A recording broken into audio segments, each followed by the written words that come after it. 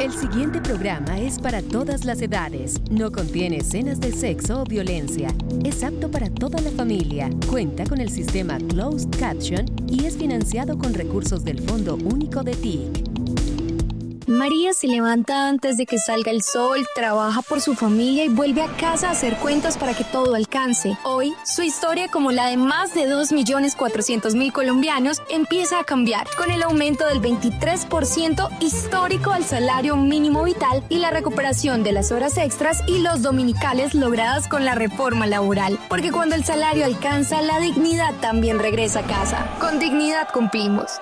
Comisión de Regulación de Comunicaciones.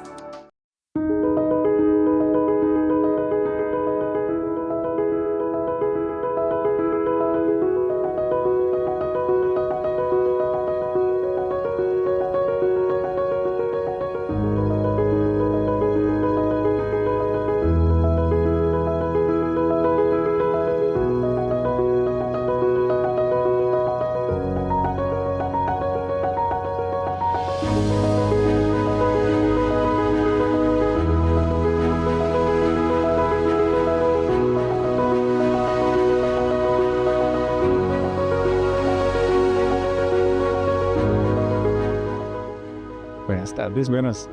Gracias. Con mucho gusto. Muchas gracias, amable. Joder. Bienvenidos a Entrevistas con Alma de País. Aquí alrededor de este café estamos con Carlos Carrillo, director de la Unidad Nacional de Gestión del Riesgo de Desastres. Largo el nombre, ¿sí o no? Carlos, muy largo y una sigla difícil. Difícil de digerir. Carlos, bienvenido. Muchas gracias por venir. Pues empecemos por lo inevitable. La unidad es una unidad de cuidados intensivos prácticamente, que se maneja con las emergencias y las cosas. Y eso en parte puede ser la causa de lo que pasó con ese tsunami de corrupción que a usted le tocó afrontar después de lo ocurrido. ¿Cómo está la unidad ahora, después de eso? La unidad está operativa. Ha sido un esfuerzo enorme hacer que esta entidad funcionara. Y voy a arrancar con un ejemplo que nos sirve para dar cuenta de la gravedad de lo que pasó. Cuando yo llegué aquí hace ya casi 2 años, yo llegué en marzo y ya se habían gastado toda la plata del año. Entonces era de ese nivel. Olmedo era un gran ejecutor. Ahora que les gusta tanto a los opositores de este gobierno y a los opositores desde dentro del gobierno, ese rubro de la ejecución. Olmedo ya se había gastado todo, estaba toda la plata comprometida. Entonces, ¿cómo hacer para que la entidad pudiera seguir respondiendo a lo largo del 2024? Pues fue muy difícil. Lo primero que tuvimos que hacer fue empezar a funcionar con vigencias anteriores, que es algo que muchas veces no se entiende, porque el Fondo Nacional de Gestión del Riesgo tiene unas condiciones particulares. Es un régimen especial, por eso nosotros podemos contratar pues prácticamente por régimen privado, y eso tiene cosas buenas en cuanto a la celeridad de hacer ciertos contratos, pero también tiene otras cosas muy complicadas que generan reprocesos, que hacen que ciertas cosas sean muy difíciles, pero nosotros funcionamos con la plata no del 2024, sino del 2023. Y así fue como pudimos hacer que las cosas andaran, pero a final del 2024 se toma una decisión que es muy compleja, y es no permitir que ese mecanismo de las vigencias expiradas se siguiera utilizando. Entonces eso nos genera un hueco enorme, un hueco que nosotros este año, por ejemplo, por responsabilidad fiscal, yo creo que quienes nos vean me habrán visto pidiendo plata, porque es poco el recurso que tenemos, pero a pesar de lo poco que tenemos este año, 100.000 millones, que eso es en porcentaje muy alto, tenemos 650.000 millones, y de esos 650.000, 100.000 los vamos a dedicar a pagar esas cuentas, esas culebras que tenemos del 2023. Entonces, es un sacrificio importante, es responsable fiscalmente, digamos que es lo correcto, pero eso nos impide emprender nuevos proyectos, eso nos impide también pues hacer ciertas cosas que deberían hacerse. Pero, y cierro con esto, para llenar el hueco que nos dejó esa decisión del 2024, necesitaríamos 26 años entregando de a 100.000 millones. Carlos, además de esa misión de atender las emergencias, está la reducción del riesgo y lo que se llama el conocimiento del riesgo. La reducción del riesgo no es otra cosa que procurar hacer algo para que eso en los municipios no vuelva a ocurrir. ¿Cuál es el panorama hoy de esa parte de la unidad? La inmensa mayoría de los recursos, sobre todo en los municipios, en los departamentos, se va al manejo de desastres, es decir, atender a la gente una vez sucede. Despachar ayuda, asistencia humanitaria, reconectar los servicios básicos, mover la tierra cuando hay un derrumbe, ese tipo de cosas se hacen por manejo. Conocimiento es la que debería estar en el centro de todo, porque es desde ahí que vamos a poder realmente hacer un cambio estructural, desde entender el riesgo.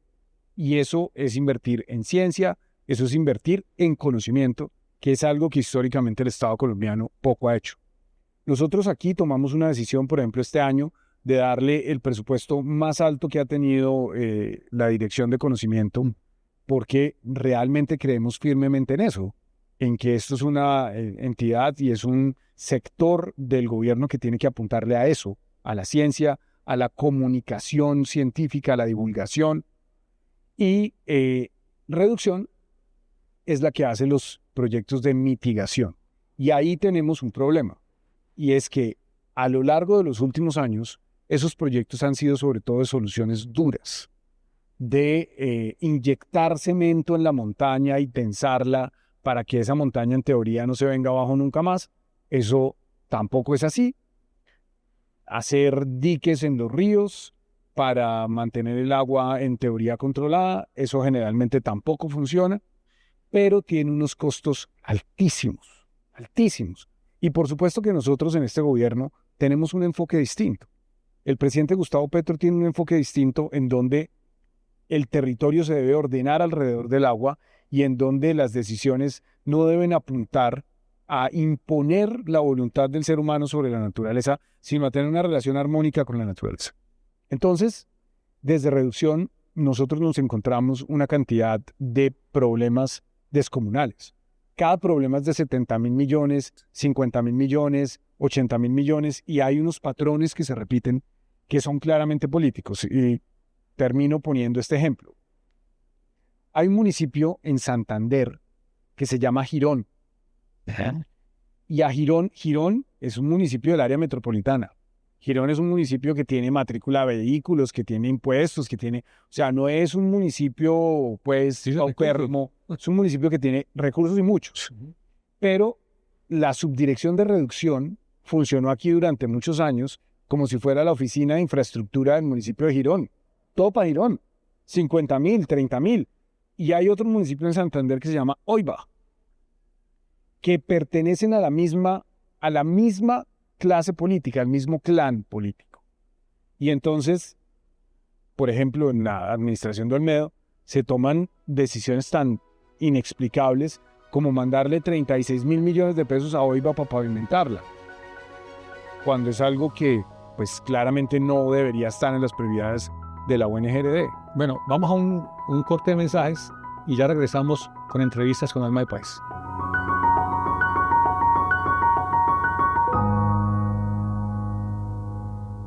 Los golpes al narcotráfico en este gobierno son históricos. 18.000 laboratorios destruidos. En promedio, cada 40 minutos se destruyó un laboratorio. 2.840 toneladas de cocaína han sido incautadas. El 60% de los golpes globales a la droga contaron con inteligencia colombiana. 47.000 hectáreas erradicadas. Cerca de 30.000 hectáreas en proceso de sustitución. Hoy son más de 14.000 criminales neutralizados. Nuestra lucha contra el narcotráfico no cederá.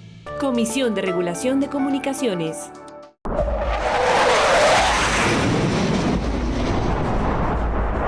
Desde el cielo, alguien nos cuida.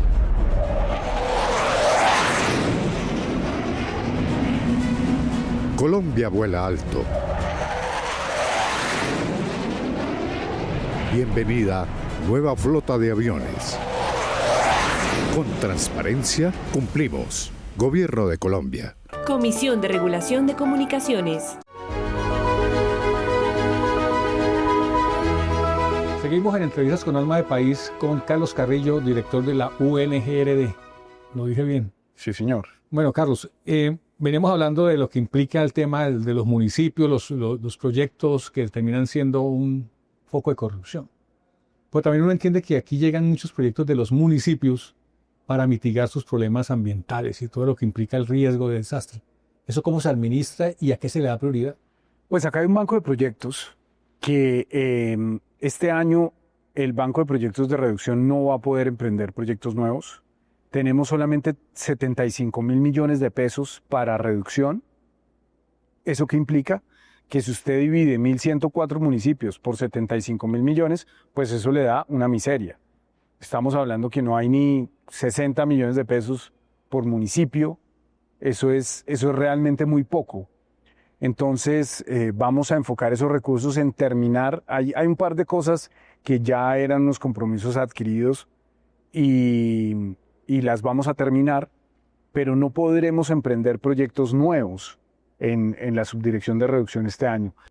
Creo que hay 3 herencias bastante notorias de lo que fue la gestión de gobiernos anteriores. Uno fue el tema de los contratos de maquinaria amarilla que terminaron colgados aquí sin ningún tipo de soportes y haciendo protestas aquí frente a la unidad. Sí, bien. Este gobierno. De milagro no están hoy. Sí. Segundo, Mocoa, la reconstrucción de Mocoa. Y tercero, La Mojana. Y San Andrés y Providencia. Y San Andrés.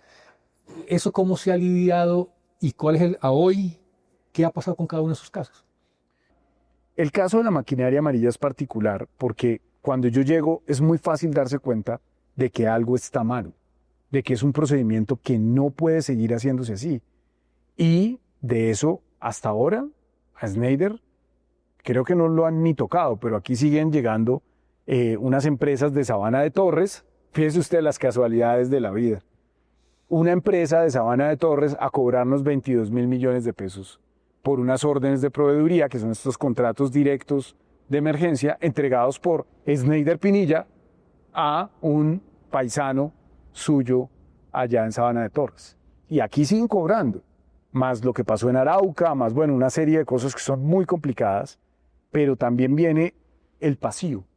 Entonces llegamos aquí y a mí me ha pasado de todo. Gente que me contacta, me dice, me extorsionaron, me cobraron para entrar al banco de proveedores, me cobraron para sacarme el CDP resultó falso, después me cobraban para tramitar las cuentas, estoy quebrado, mi esposa está muriendo. O sea, son unas historias realmente muy dramáticas, pero cuando usted va a ver y le dice a cualquier persona, venga, denuncie, pues nadie va a denunciar porque el que paga un soborno también comete un delito.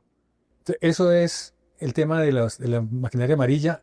¿En qué está hoy Mocoa y en qué está La Mojana? Vea, Mocoa tiene un avance muy importante y es la recuperación del predio. El predio Sauces 2, que es un incumplimiento que ya venía haciendo de 2 gobiernos. Santos cumplió con Sauces 1. Santos construyó Sauces 1. Después venía Sauces 2 y los 4 años de Duque Se perdieron. se perdieron. Nosotros perdimos otros 2 años con Olmedo, ¿no? Y cuando llegamos estaba invadido el lote. Y eso es un problema gigante. Porque sin lote no hay proyecto. Y son 909 viviendas. Lograr recuperar el lote fue muy difícil. Logramos hacerlo. Lo hicimos el año pasado y lo hicimos incluso sin el uso de la fuerza. Ahí hay un problema también que es enorme y es que la alcaldía de Mocoa no colabora.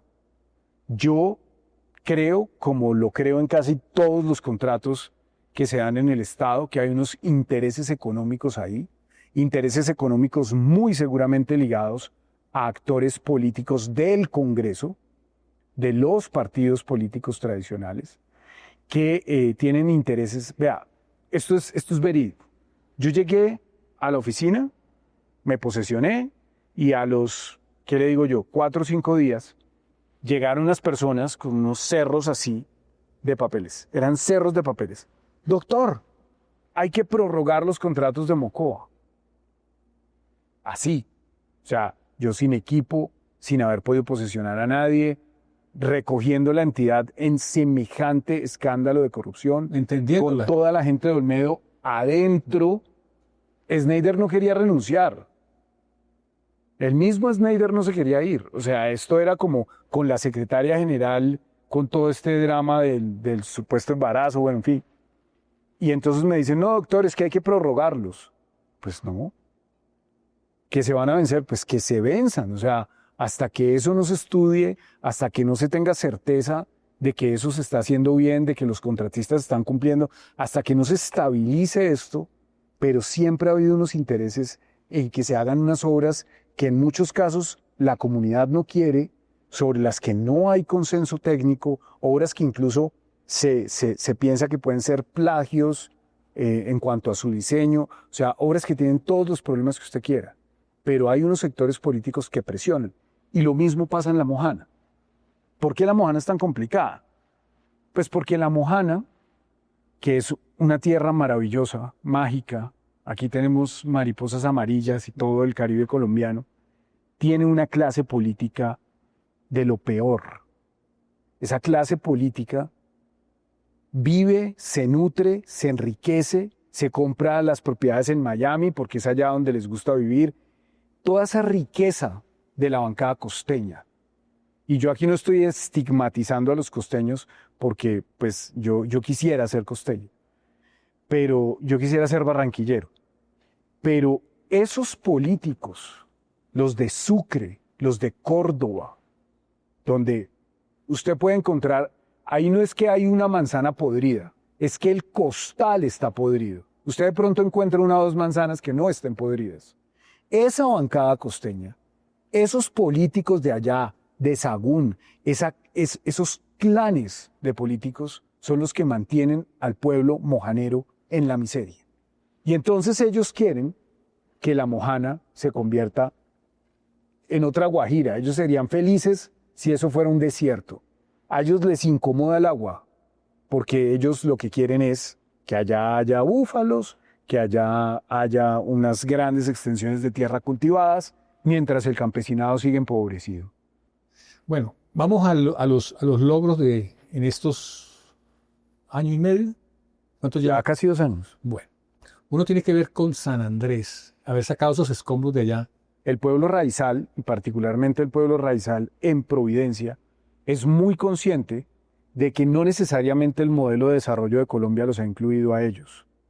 Y eso hace que tengan desconfianzas.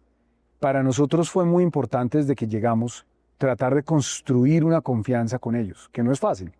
Porque como todas las sociedades humanas además son complejas, cualquier sociedad humana tiene tensiones internas, tiene discusiones, tiene matices, pero digamos que poder construir esa buena relación con ellos nos ha ayudado a que algunos proyectos que hemos hecho ahí sean exitosos, como por ejemplo el de la extracción de los residuos.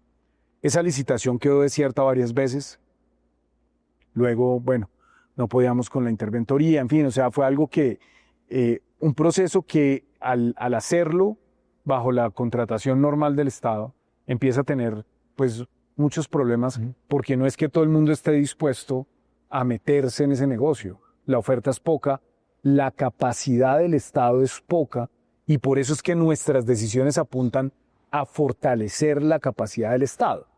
Vamos a firmar con la Armada un contrato que ya veníamos echando a andar antes, pero que finalmente se va a concretar y que se va a concretar en este gobierno, y es la adquisición de un buque de apoyo logístico de más de 500 toneladas.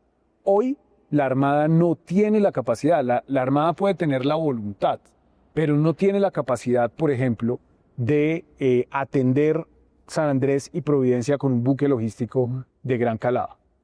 Gracias a la UNGRD, gracias al Ministerio de Defensa, gracias al gobierno del presidente Petro, la Armada a partir de este año va a tener esa capacidad.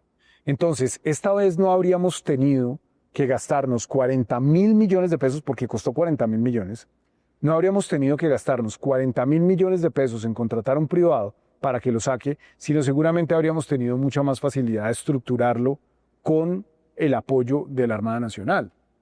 Y es de eso de lo que se trata, cambiar el modelo de país que tenemos, de darle capacidad al Estado. Bueno, sigamos con logros. Está lo de la protección costera de Cartagena, que era una necesidad sentida digamos, a nivel ambiental. ¿eso cómo se solucionó? Porque pues se hizo toda una labor de gestión con las comunidades, con los líderes sociales, con Pues, pescadores. pues el tema de protección costera era un proyecto que ya se había iniciado antes. Es un proyecto que yo encontré abandonado, desfinanciado, y donde había un reto, y es que el alcalde, pues yo digo que Domecq es petrista, pero creo que nadie lo cree, ni él mismo. Entonces es como cuando yo me conocí con el alcalde de Cartagena, pues estaba un poco como esa desconfianza, ¿cierto? Ese temor de parte bueno, decía como, bueno, este tipo es un mamertazo, ¿cierto? Que viene pues un rojo, re rojo, ¿cómo va a funcionar eso? Y resulta que la cosa funcionó muy bien y nosotros logramos ponernos de acuerdo en que el proyecto era importante para la ciudad. Y pues si bien el alcalde de Cartagena es un alcalde que está dentro de los alcaldes de oposición al gobierno, pues a mí eso personalmente me tiene sin cuidado. Yo no tomo decisiones aquí con criterio político. Yo tomo decisiones para tratar de beneficiar a la mayor cantidad de personas.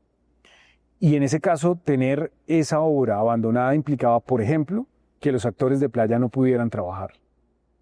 Los que venden el raspado, los que hacen las trenzas, los que cantan, en fin, todo este ecosistema de personas que trabajan ahí, estos actores de playa, que además estaban caracterizados, que estaban esperando unas compensaciones, no podían trabajar. Y hasta que no se terminara la obra, pues no había forma.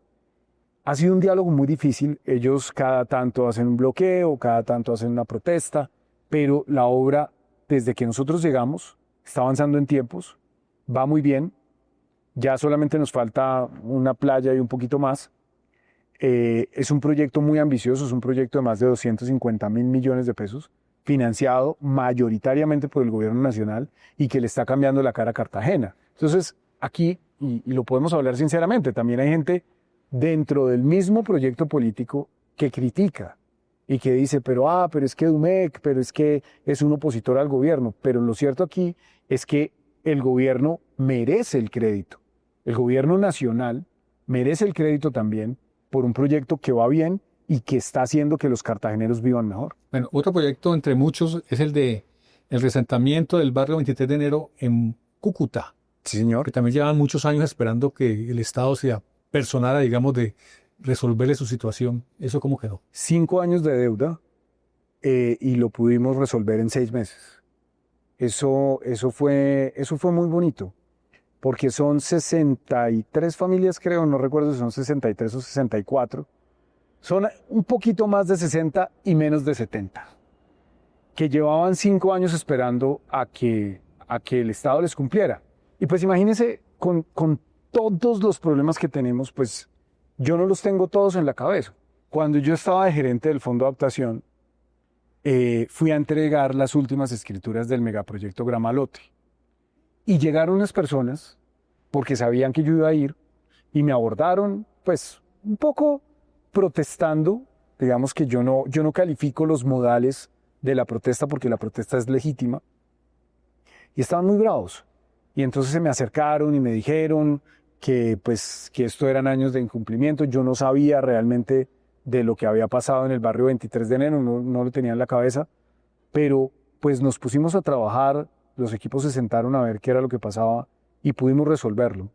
Y lo resolvimos comprando unos edificios que estaban en proceso de construcción y se los logramos entregar en 6 meses a estas familias y fue realmente muy rápido el tiempo, desde que conseguimos la asignación presupuestal hasta que logramos encontrar las fórmulas jurídicas para hacer las transferencias a estas familias, que pues eso se hace también de la mano con la alcaldía, porque el sistema funciona así, el sistema siempre funciona con los gobiernos locales también. Bueno, 2 temas finales.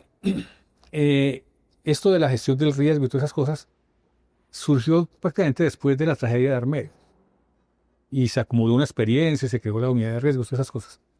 ¿Colombia en qué es fuerte en este ámbito de la administración, la gestión del riesgo? En muchas cosas. Por ejemplo, nuestros grupos de búsqueda y rescate son de los mejores del mundo y están cualificados, certificados. En este momento, estamos en la reacreditación del grupo USAR-Col 1, que es el grupo de búsqueda y rescate de Colombia internacional. De este, pues para que nos hagamos un ejemplo de cómo funciona, solo hay 4 grupos USAR certificados en todo el continente. Hay 2 en Estados Unidos, hay 1 en Chile y el nuestro. Eso es todo. Al interior del país, nosotros tenemos USARs livianos, medianos, pesados, certificados, que ya son casi 30, que certifica la UNGRD. Entonces, esto es un esfuerzo grande que se ha hecho de un avance importante. Nosotros tenemos en Bomberos Bogotá, los bomberos del Bichada, por ejemplo, son unos extraordinarios bomberos forestales. Desde hace 40 años ya, que fue la tragedia de Armero, el Estado ha construido un sistema nacional que es capaz de salvar vidas. Una tragedia como la que pasó en Armero, de esa naturaleza, hoy no sucedería. No porque la naturaleza haya cambiado.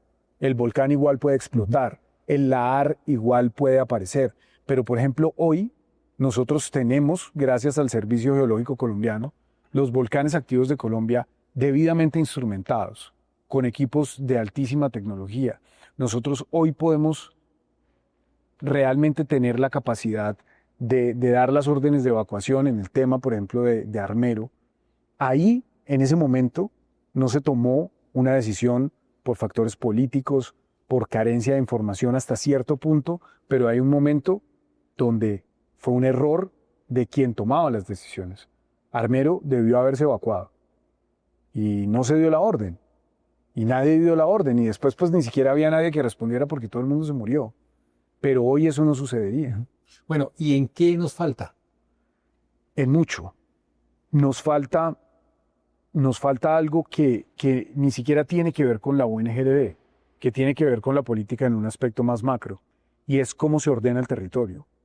¿Cuáles son los modelos de ocupación de las ciudades, de los municipios, de los centros poblados? Porque hoy hay lo que ordena, fíjense en el caso de Bogotá, de Medellín, de las grandes ciudades. ¿Quién ordena el territorio? ¿Lo ordena la protección de la naturaleza? ¿Lo ordena el agua? ¿Lo ordena? No, lo ordena el apetito inmobiliario. Lo ordena el dinero. Lo ordena el capitalismo. Y el capitalismo no tiene como fin que la gente viva mejor. El capitalismo tiene como fin que el dueño de los medios de producción se enriquezca al infinito. Entonces, eso hay que cambiarlo, y para eso habría que cambiar cosas muy profundas sobre cómo se ordena el territorio en Colombia. Pero nosotros tenemos una propuesta que dejamos sobre la mesa, eso ya lo discutirá el próximo Congreso cuando se elija, y es la creación del DAR, que es el Departamento de Adaptación y Respuesta. Ese Departamento de Adaptación y Respuesta tiene que ser una institucionalidad más robusta que la UNGRD. Nosotros lo pensamos como un departamento administrativo para que pueda tener adscritas entidades. Pues Carlos, muchas gracias. Se nos acabó el tiempo. Muchísimas gracias. Y pues muchas gracias por atender la invitación de Entrevistas con Alma de País. Muchísimas gracias. Nosotros nos vemos la próxima semana en otra entrevista de este programa Entrevistas con Alma de País. Hasta pronto.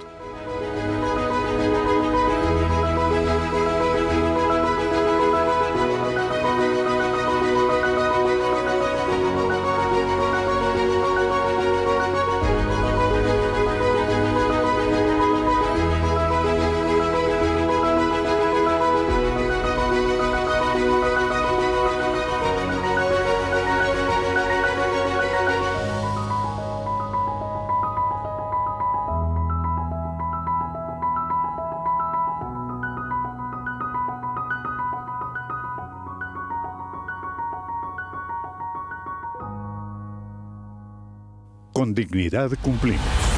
Gobierno de Colombia.